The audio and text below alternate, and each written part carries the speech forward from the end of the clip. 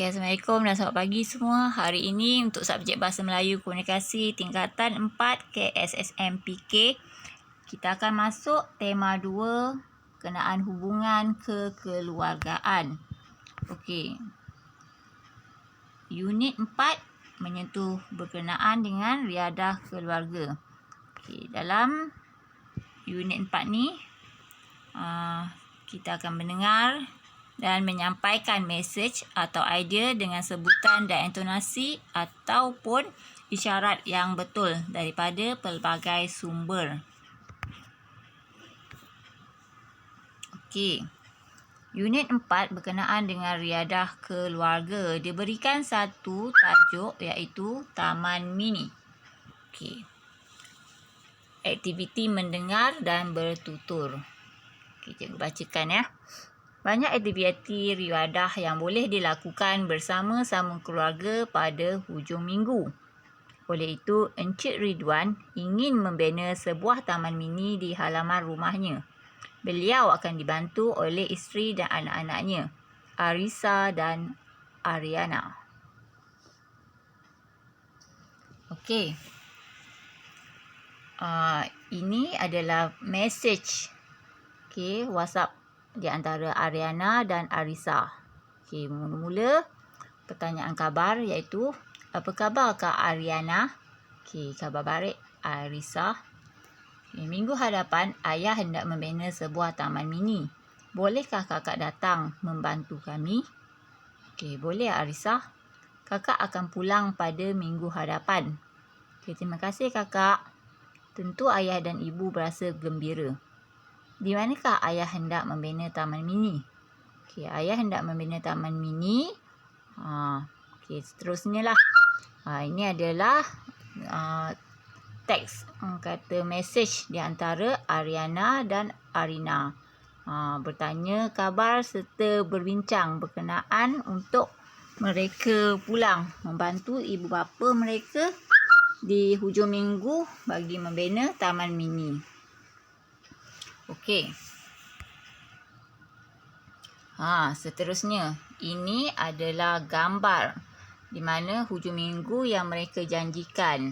Okey, Encik Ridwan dan anak-anaknya membina taman mini bersama-sama. Okey. Banyak aktiviti yang boleh kita buat di masa hujung minggu. Antaranya seperti yang dilakukan oleh Encik Ridwan dan isteri serta anak-anaknya ya. Okey. Berdasarkan gambar yang diberikan, kita dapat kenal pasti Encik Ridwan telah melakukan aktiviti mencangkul tanah, manakala kakak pula menyorong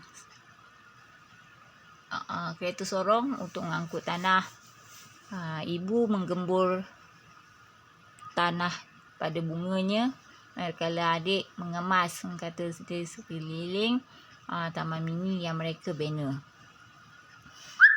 Jadi, hari ini sebenarnya cikgu nak ajar bagaimana untuk membina ayat menggunakan kaedah skop. Okey, pernah dengar tak kaedah skop? SKOP. Okey. Hari ini cikgu nak ajar macam mana nak membina ayat menggunakan kaedah skop. Okey, kaedah skop ni dia melibatkan 4 item utama, iaitu setiap ayat perlu ada subjek. Okey, subjek tu adalah kata nama atau kata nama kata nama khas. Okey, di awal ayat. Di mana setiap ayat kita akan letakkan subjek. Sama ada Ali, Amin, Aminah, Hakimi, Kiran, Kilah. Okey, kata nama orang dulu di hadapan. Okey, kemudian selepas kata nama orang, kita bina ayat dengan meletakkan kata kerja. K untuk kata kerja. Kata kerja adalah aktiviti atau perbuatan. Contohnya seperti gambar yang kita lihat sebelum ni. Encik Ridwan mencangkul. Okey, itu kata kerja, mencangkul. Okey, kemudian O. O untuk apa? O adalah objek. Apa yang dicangkul? Tanah. Kan? So, jadi ayat yang seterusnya, Encik Ridwan mencangkul tanah. Okey. P. P adalah perluasan. Perluasan adalah perkembangan cerita. Apa lagi yang berkaitan dengan yang dilakukan? Okey. Untuk kita lengkapkan satu ayat, kita boleh guna perkataan Encik Ridwan mencangkul tanah untuk menggembur tapak taman mininya. Okey. Itu contoh yang cikgu beri. Okey. Ini adalah contoh lain bagaimana kaedah skop digunakan. Okey. Kita lihat kembali. S untuk subjek atau siapa yang melakukannya. K untuk kata kerja. O untuk objek. Dan P adalah untuk perluasan. Perluasan kita boleh letakkan dengan perkataan dengan, di, agar, supaya, kerana, atau pada dan untuk. Maknanya ayat tu di bahagian hujung tu kita sambungkan dengan apa? Di mana? Agar apa? Untuk perluasan. Okey. Okey, sini cikgu berikan contoh seterusnya. Okey, contoh seterusnya penggunaan kaedah skop. Okey, S untuk samsiah, K untuk menanam, O untuk pokok bunga ros dan P di halaman rumah pagi tadi. Jadi, ayat yang lengkapnya adalah Samisah menanam pokok bunga ros. Okey, Samisah tu untuk subjek. Menanam pokok bunga ros adalah kata kerja dan objek. Di halaman rumah pagi tadi. Halaman rumah pagi tadi tu adalah untuk perluasan. Okey, ni contoh macam mana kaedah skop digunakan untuk membina satu ayat yang lengkap. Tak adalah kita macam biasa kita buat Ali makan nasi. Okey. Sekarang kita nak buat ayat yang lebih panjang, yang lebih kata dewasa. Jadi kita akan guna Ali makan nasi di rumah pagi tadi. Jadi ayat kita lebih panjang. Cikgu guna ayat tu mesti lebih daripada 3 atau 4 patah perkataan supaya ayat lebih lengkap bila didengar tanpa perlu persoalan. Okey. Seterusnya kita lihat bagaimana penggunaan kata kerja mencuci. Okey. Dalam ayat ni diberikan subjeknya adalah ayah Sani. Sekejap ya. Subjeknya adalah ayah Sani. Okey, kata kerjanya adalah mencuci, objek longkang, perluasan di belakang rumah supaya nyamuk Aedes tidak dapat membiak. Okey. Macam ni caranya. Jadi, kalau awak nak buat banner, nak banner satu ayat yang lengkap, kena letak dulu 4 item utama di sebelah tepi, baru boleh susun kasih lengkap ayat. Macam contoh yang diberi. Jadi, ayat lengkapnya adalah ayah Sani mencuci longkang di belakang rumah supaya nyamuk Aedes tidak dapat membiak. Okey.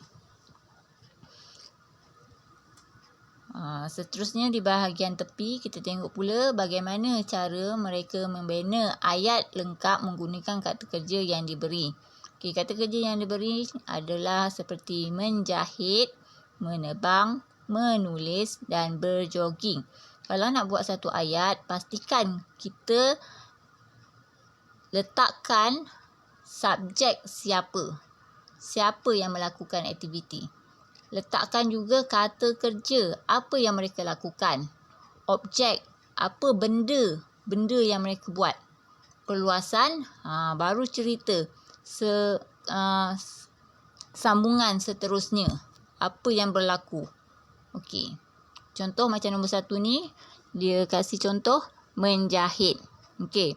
Emak saya sedang menjahit sehelai baju kebaya untuk kakak. Lengkap kan ayat ni? Okey, subjek dia adalah emak saya. Okey, kata kerjanya sedang menjahit. Okey, objek dia sehelai baju kebaya. Okey, perluasan untuk kakak.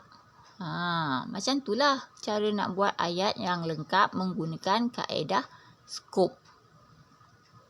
Okey, seterusnya contoh kata kerja menebang. Okey. Contoh yang diberi adalah Pak Mail dan Pak Cha. Okey, Pak Mail dan Pak Cha ni adalah subjek. Menebang pokok kelapa. Ini adalah kata kerja. Di hadapan masjid. Ini adalah objek. Kerana ia hampir tumbang. Okey, ini perluasan dalam ayat. Okey, bila cukup 4 item, ada subjek, ada kata kerja, ada objek, ada perluasan, maka ayat kita yang kita susun akan menjadi ayat yang lengkap.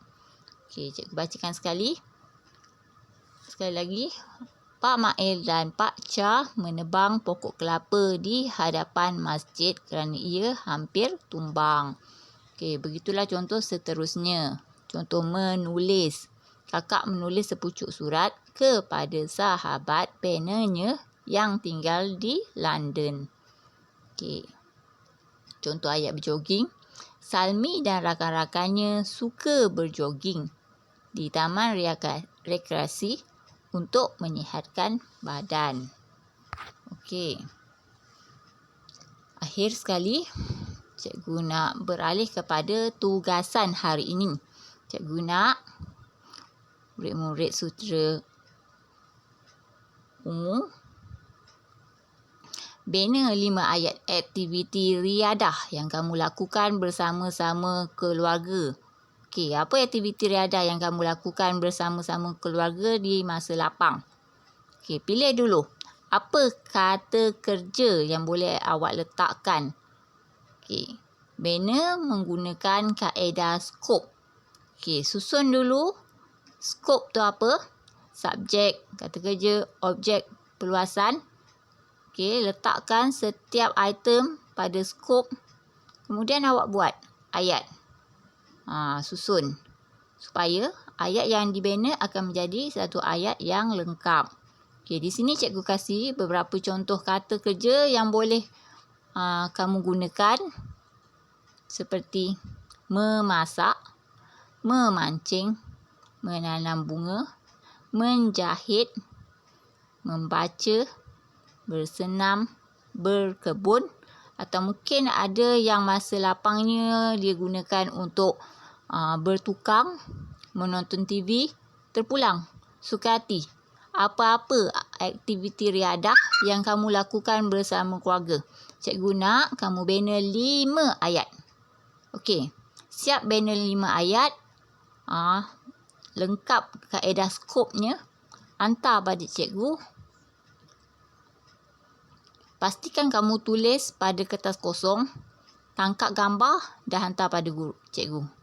Atau kalau susah nak tulis, kamu boleh voice mail pun tak apa. Pada cikgu. Nanti cikgu dengar dan cikgu semak. Okey. Sekian untuk PDPR hari ini. Assalamualaikum.